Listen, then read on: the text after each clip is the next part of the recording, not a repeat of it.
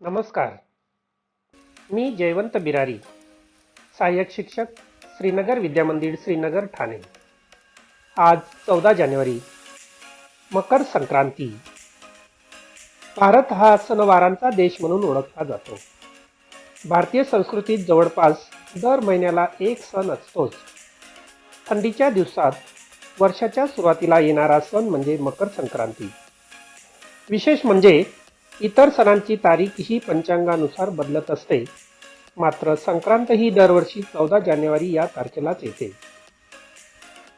मकर संक्रांतीला ज्याप्रमाणे आध्यात्मिक महत्त्व आहे, त्याचप्रमाणे शास्त्रीय महत्त्वही आहे. या दिवसाला आधी रात्र मोठी असते आणि दिवस लहान असतो. मकर संक्रांतीच्या दिवशी रात्र आणि दिवस समान असतात. यानंतर रात्री लहान आणि दिवस मोठा होत जातो. तसेच संक्रांतीनंतर ऋतू बदल होण्यास सुरुवात होते. हवेतील गारवा कमी होऊन उष्णता वाढायला लागते. संक्रांतीच्या आधीच्या दिवसाला भोगी असे म्हणतात. थंडीत बाजारात भाज्या मुबलक प्रमाणात उपलब्ध असल्याने सर्व भाज्या एकत्र करून खाण्याची प्रथा आहे. भोगीच्या दिवशी बाजरीच्या भाकरी खाण्याची ही तशीच प्रथा आहे, कारण बाजरी ही उष्ण असल्याने शरीराला अतिशय पोषक असते. म्हणून आजच्या या दिवशी तीळ लावून बाजरीच्या भाकरी खाण्याची प्रथा आहे. मकर संक्रांती म्हणजे काय? मकर ही एक रास असून सूर्य एका राशीतून दुसऱ्या राशीत प्रवेश करण्याच्या प्रक्रियेला संक्रांती असे म्हटले जाते. तर मकर संक्रांतीच्या दिवशी सूर्य मकर राशीत प्रवेश करतो, म्हणून याला मकर संक्रांती म्हणतात. आता हा सण दरवर्षी एकाच तारखेला कसा येतो असा प्रश्नही आपल्यातील अनेकांना निश्चितच पडला असेल. तर हा हिंदू संस्कृतीतील एकमेव असा सण आहे जो त्याच तारखेला येतो. याचे कारण म्हणजे तो सूर्याच्या स्थानावर कॅलेंडरनुसार. बाकी सर्व सण हे चंद्र कॅलेंडरवर चंद्राच्या स्थानावर आधारलेले असतात. सोलर सायकल ही दर 8 वर्षांनी एकदा बदलते. त्यावेळी मात्र हा सण 15 जानेवारीला येतो. याआधी 2016 मध्ये संक्रांत 15 जानेवारीला आलेली होती.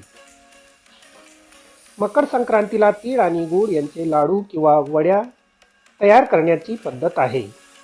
यामागे भूतकाळात झालेल्या कडू आठवणींना विसरून त्यात तीळ आणि गूळ यांचा गोडवा भरायचा असतो. पण या गोष्टीलाही वैज्ञानिक दृष्टिकोन आहे. तीळ हे उष्ण आणि स्निग्ध असतात. थंडीत शरीराला उष्णता आणि स्निग्धतेची आवश्यकता असते. तसेच गुळातही उष्णता असल्याने या पदार्थांचे महत्त्व आहे.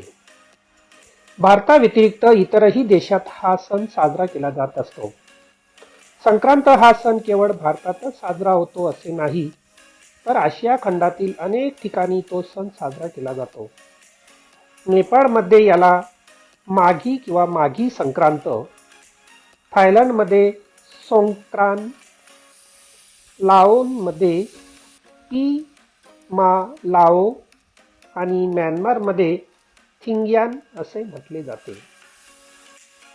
भारतात देखील याला लोहरी, मकर संक्रांती, पोंगल इत्यादी नावे आहेत. या सणाला गुजरात आणि राजस्थान राज्यांमध्ये पतंगाचा सण म्हणून ओळखले जाते. यामागे करमणूक होणे हा उद्देश असला तरीही शास्त्रीय कारणही आहे. पतंग सकाळी सकाळी उठून उडवल्याने शरीराला ऊन लागून भरपूर प्रमाणात व्हिटॅमिन डी मिळते. याने थंड हवेपासून होणाऱ्या समस्यांपासून दूर होण्यास मदत होते. त्याचप्रमाणे आजच्या या दिवशी स्त्रिया काळ्या रंगाची साडी परिधान करतात. याचे कारणही तसेच आहे, कारण काळा रंग हा उष्णता शोषून घेत असतो. म्हणून थंडीपासून बचाव होण्यासाठी काळ्या रंगाची साडी परिधान करणे आजच्या या दिवशी शुभ मानले जाते. अशा प्रकारे हा सण भारतामध्ये मोठ्या आनंदाने साजरा केला जातो. तिळगुळ घ्या, गोड गोड बोला. धन्यवाद.